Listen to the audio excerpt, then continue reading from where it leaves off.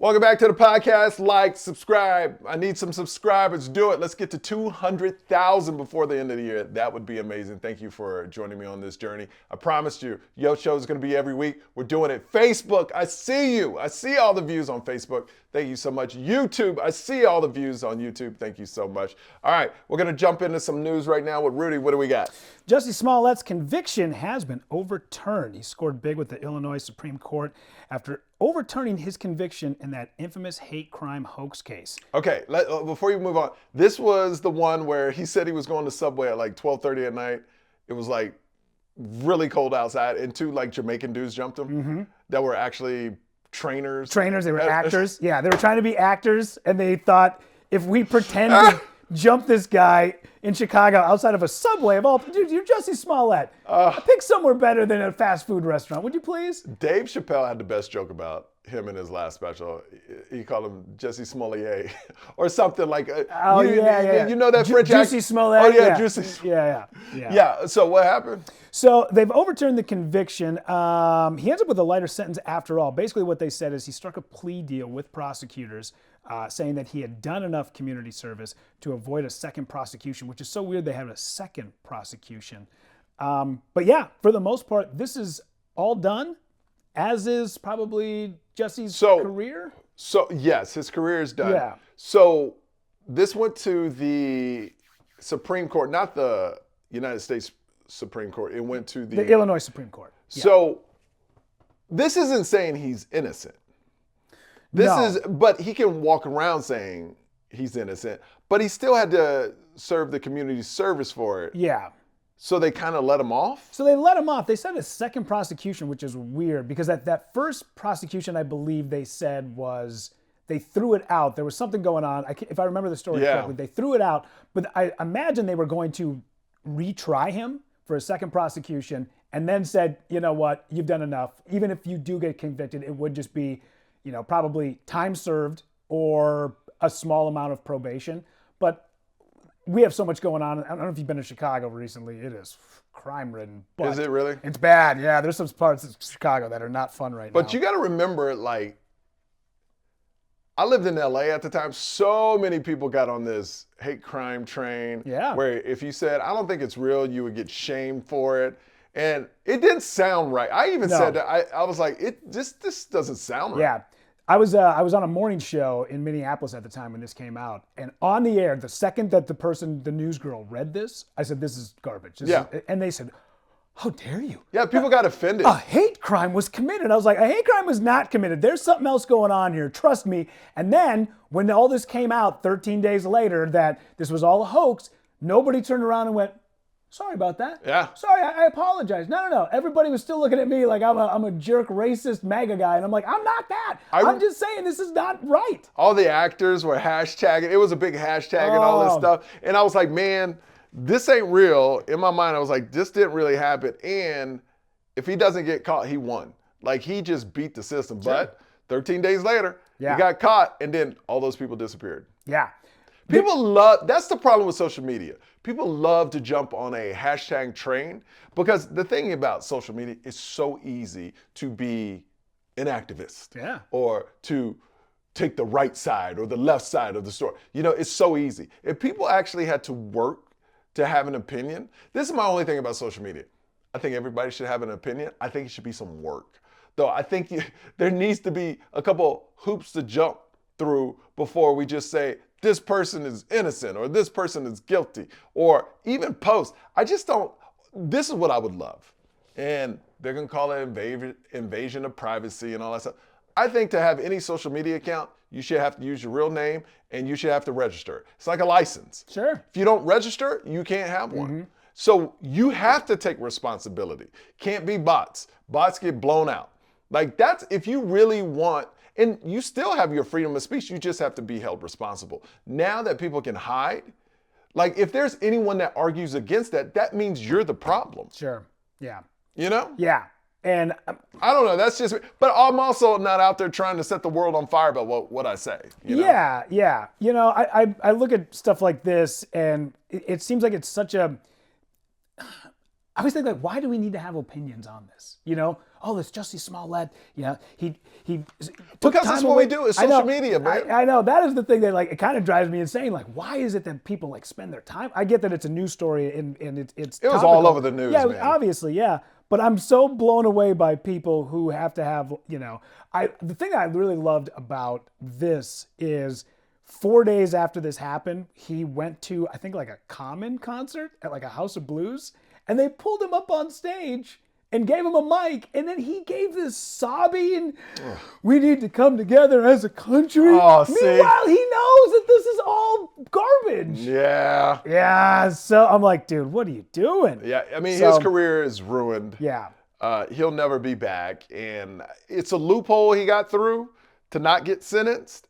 But to me, the damage is done. Yo, yeah. The problem is, this is the problem I have with our judicial system, is you can pretty much make up anything about anybody right now, and that person gets punished social media-wise in public. Yeah. It could be absolutely false, but that person that said it there's no consequence to that. No, there's no retraction. So any person can say, this person did X to me. Boom, you lose your job, you lose your house, you lose everything. Mm-hmm. And it could come out 5 months later, oh, I just made that up. He'll never get his job back. He's tarnished. And that's what I hate. That person should go to jail. Yeah. Like, that's the level we need to do. If you're going to make up stuff to hurt somebody like that, like career, like defame them, oh, there needs to be a consequence. Like people like that one lady that started the whole Karen thing, pissed off at a dude that was bird watching and then said he was trying to attack her. Yeah. She's going to call the cops and stuff like that. You see the way she manhandled that dog? That Oh, yeah. poor dog. I was like, I think we're calling the cops on the wrong person here. But that's what I'm saying. I think she did have to do community service. Sure. But in that case, you should get punished. Mm-hmm. You shouldn't be able to just make up something, ruin somebody's life, and just be like, well. Yeah. You know? Moving on. Yeah. Yeah, there was a guy by the name of, if you ever seen the movie Old School? Remember the old movie Old School? Will Ferrell? Yeah. Yeah. I can't remember it. What's the? It's got Luke Wilson in it. But and what is the theme? What is the through line of it? So it's like these older guys go back to college and start a fraternity. Yes. Okay, I Yes, remember. Essentially, yeah. But there was a guy in there by the name of Harmar Superstar. Uh-huh. He's a Minneapolis singer-songwriter. Great guy, amazing songs. But if you kind of know music, he's kind of an R&B singer. But basically somebody called him out and said that this thing happened one night after a show. And he was like, yeah, I was kind of under the assumption that we were going back to my place after I just got done playing to 3,000 people at First Ave. I was under the assumption that this person was coming back to my house because she wanted to have sex with me. That's what you do as a groupie. She comes to all the shows, so that's what I was doing. And then she turned around and was like, well, he sexually assaulted me. Career done. Hasn't worked. Has tried to book shows. He was at an event. They just had like an event, like I think it was like a wrestling event. And they made an announcement. He was sitting in his chair and they were like, you, in front of all these people, you need to leave.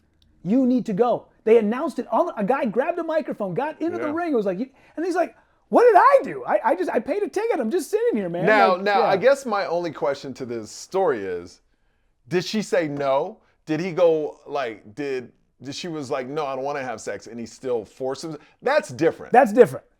I think it was a little bit more, in my eyes, I don't know the whole story, but in my eyes, I feel like it's a little bit of the Aziz Ansari thing.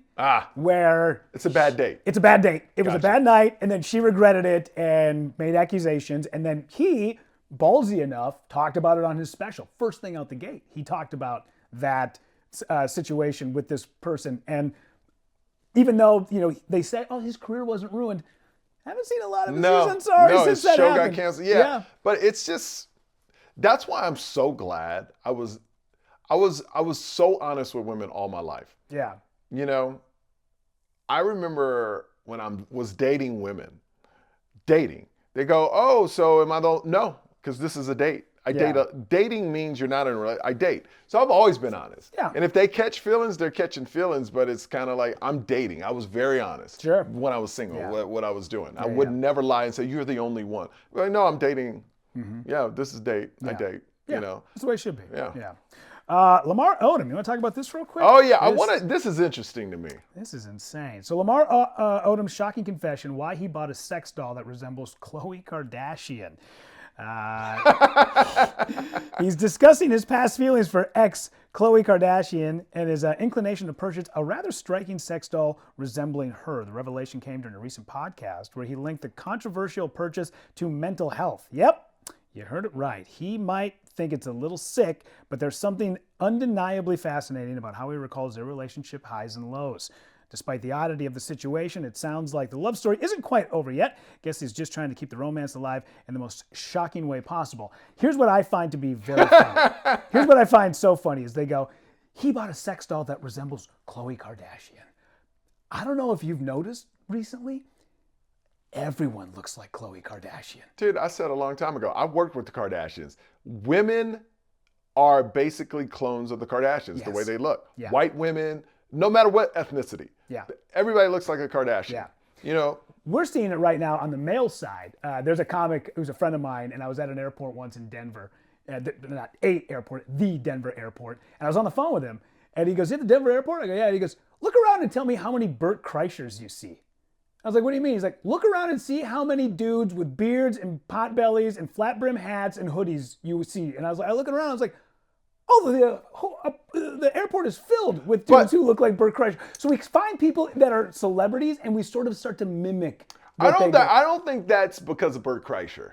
I think that's just how white dudes. I think Burt Kreischer embodies white dudes instead of him setting the trends where the Kardashians start. Okay, all right. Yeah, I think Burt, and that's what people love about him. Yeah, okay. He's them. Yeah, I see what you mean. Where Kardashians, you're not them. Yeah. You're a clone of them. Sure. I've never seen a white guy and go, "Oh, you're Burt Kreischer." That's a good point. But I've seen Burt Kreischer go, "Oh, you're that white guy." Yeah. You know? Yeah. Like, that's what makes Burt so great, that people love his stories because they feel like he's them. Yeah. You know, and I think that's the genius of Burt. Mm-hmm. Yeah. He doesn't go out of his way to wear freaking fancy clothes. You never see him in Gucci or anything like that. I mean, he has nice toys around the house, I'm sure, but you would never, he's no shirt, jeans, just, he's one of them, hoodie. Yeah. And that's what I love. Tom Segura's the same way. He's a little bit more dressed up at times, but I like Segura, you know, like what connects. And this is why they're kind of the reason why I came out and said I'm 50, didn't want to hide it, is because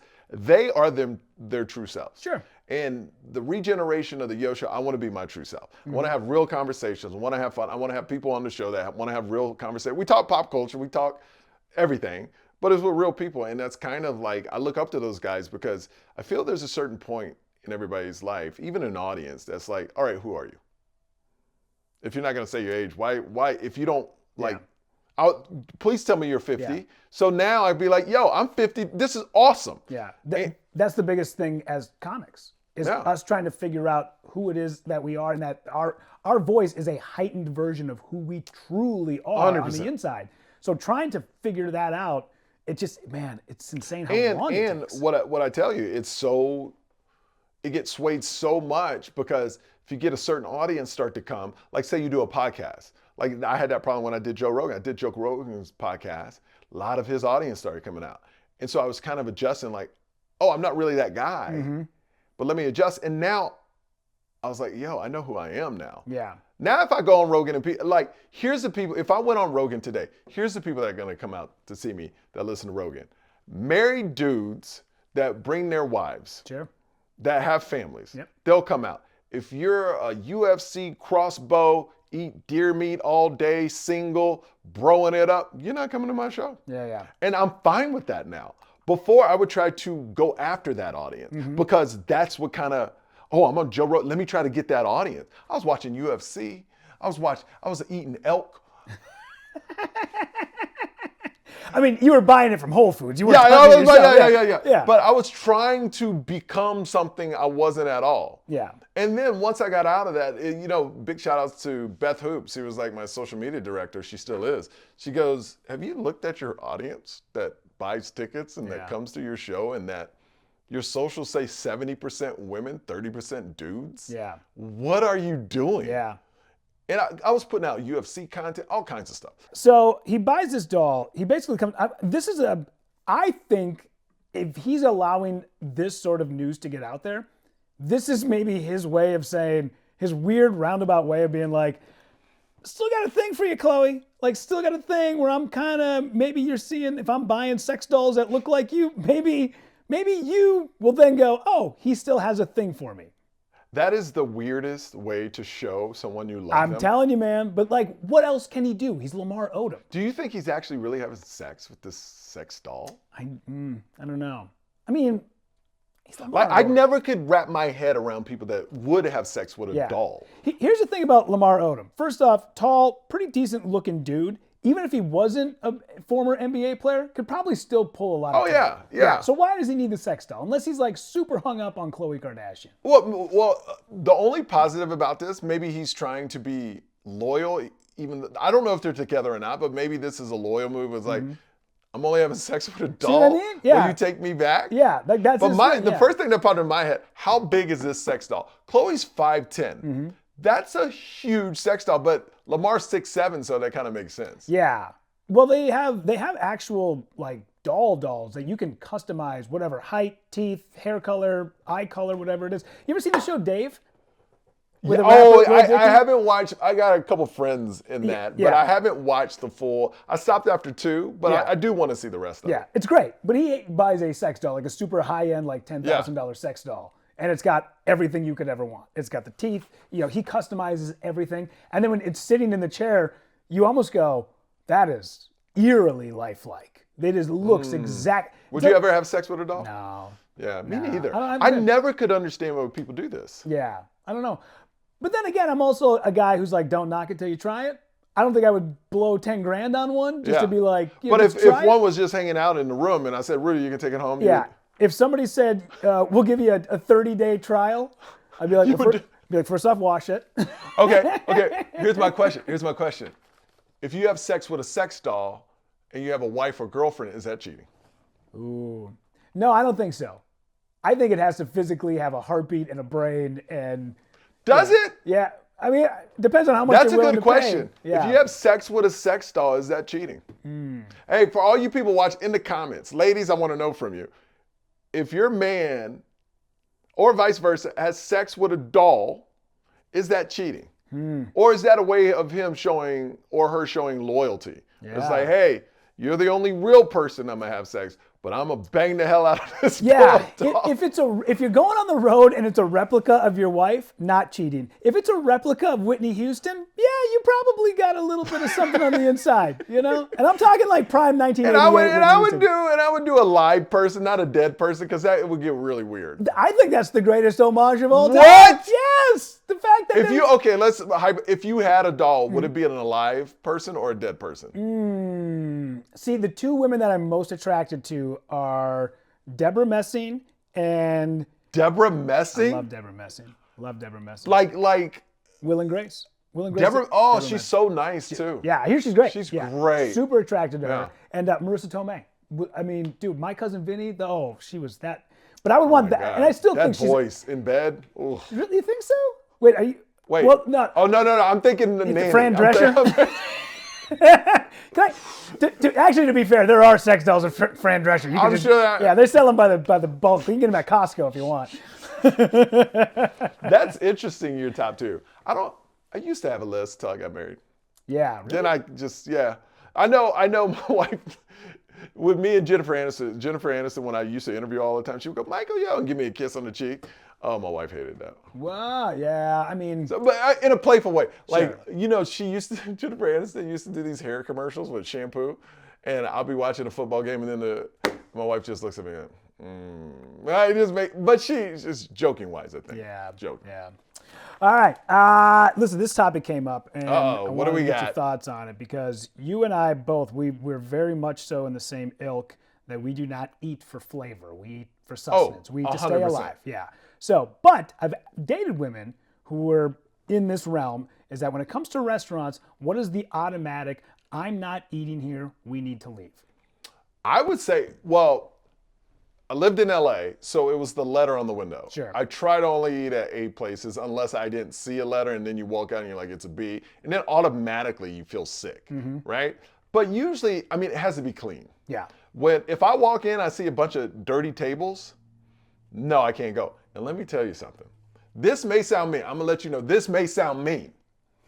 But I was in Europe. I came back to America.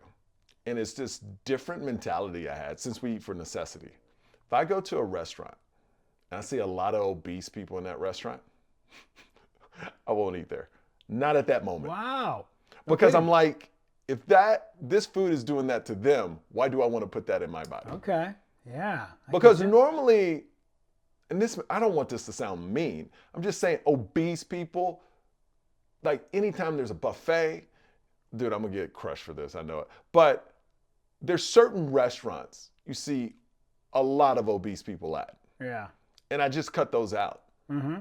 And sometimes I'll still walk into one with my wife. We'll still eat there if I'm with my wife. But if I go on my own, it just mentally triggers me to think, because when I'm in Europe, you don't see a lot of obese, because people walk, people take care of themselves, the food is fresh. Mm-hmm. Then you come back to America and the first thing you see is people that shouldn't be that big. Yeah. You see kids that are like 5 obese already, 6 years old, 10 years old obese. Yeah. And their parents are sitting with them and they're obese. It's like, why are you doing that to your kid? You know how this is gonna end. And that just makes me mad. And a lot of times I can't even watch that. You know, does that sound bad? No, not at all. No, Okay. I know, especially during COVID, we were all, anybody who said, hey man, a little bit of outdoor physical activity and some exercise and maybe lose a couple pounds, that will help with COVID. The second you said that, we were fat shamers. And it's like, dude, we're not. Bro, we're not. The science says if you're in good shape and you're taking care of yourself. But let me tell you something. It's weird. It's so weird how politically science will work and won't work for the same party. Sure. Yeah. You know what I mean? Oh, yeah. Like, yeah. nothing they say about COVID is real, but us telling you lose weight, that's scientifically fact. That's scientifically fact. It's like, I mean, come on. Yeah. Why are we doing? That's the thing I hate about politics. Everything is so political now. Yeah. Like, everything. I saw a woman at a bus stop the other day, probably 200 pounds overweight. Yeah. Drinking Nestle's chocolate milk out of the container, simultaneously smoking a cigarette. But I don't want anybody to think I'm fat shaming or anything like that. It's just like, hey man, we all know what the wrong food can do. Yeah. Let's just take better care of ourselves. Absolutely. That's all I'm saying. Absolutely, yeah. To get back to this this topic real quick, they're saying some of the things that people will walk out on. Yes, give me. Blaringly loud music and strange lighting. Loud music is a killer for me. I can't do a restaurant with loud. I mean, dude. If I can't hear you in a normal comment, I can't do it either. Dirty floors, obviously. The price of the menu, that's a big one. Yeah. If the cook walks out of the bathroom, that's always one that gets me when I see dudes who work there. I can't see them in the bathroom. Yeah. This one got me. No soap in the bathroom? No soap in the bathroom. Yeah. I'm like, what's the difference? I don't care if there's soap in the bathroom or not. Well, you got to wash your hands. So that means the employees aren't washing their hands. Yeah, I suppose. But I guess I'm not like a germaphobe. I don't care about that stuff. See, I'm not a germaphobe either, but. Yeah. I don't know. I'll tell you one I see in a restaurant and I'll leave. I've seen the head cook just go like this. I can't do it, dude. You know when they wipe their mouth? Yeah. A lot of them do it on their shirt, but I've seen like with their hand. Ooh. And I'm like, oh, I'm out. Good. Yeah. I'm out. Yeah. Even though, who cares? If you really, who cares? Who cares? Yeah. But just to see it. Yeah. Like my grandmother, God rest her soul. Oh, I hit my mic. She loved, because she's old school black lady, made food with her hands. I could not watch her make food. Because I knew she was just putting her hands in and she's touching everything. I couldn't watch it. Food was excellent. As long as I didn't see her make it, I was okay. If I was because sometimes I would be at my grandmother's house. Sure. If I saw her actually make the food, I couldn't eat it. Yeah. I couldn't eat it. I get it. Yeah. I had a girlfriend who we walked into a restaurant one time, iconic restaurant in Minneapolis, and it was expensive. And I was willing to like drop a couple of bucks to do it. Look at you. And we walked in and the waitress came up and she like took our drink order, and when she turned around, the woman had a stray hair on her back. Like a hair had fallen out of her head and it was just stuck on the back of her shirt. And my girlfriend's like, we're not eating here. Okay. Will you eat a meal with a hair in it? Yeah. Me too. Yeah, I don't care. Like, I'll take it. I'll literally take it. My wife will send everything back. No, don't care. Just take it out. Just eat it. It's not going to hurt me. Yeah, someone's got to eat it. Yeah, now, if it's easy to take back and we're not in a time crunch, I'll be like, hey, there's a hair in this, Yeah. I'll mention it. But I've seen the hair not even mention it, and my wife does, because my wife would lose her mind if she knew I ate food with hair in it. It doesn't bother me. No, I just keep my mouth shut. Yeah. I will at times at a restaurant, if they give me the wrong order, I just eat whatever. See, I won't do that. Really? No, because I'm so specific, because I normally am a robot in eating. If I go to your place to get the meal, Because there's a reason why I went to your place. Because I like this certain thing you serve. And this is the time I'm not going to be on my thing. So I want that thing. Sure. You know what I mean? Yeah. All right. Thank you so much for watching. Make sure you subscribe, like. We'll be doing this every week. Anything, Rudy? No, man. We'll see you guys on the road in December. Yeah. All right. Check out the schedule, michaelyo.com/tour. Later.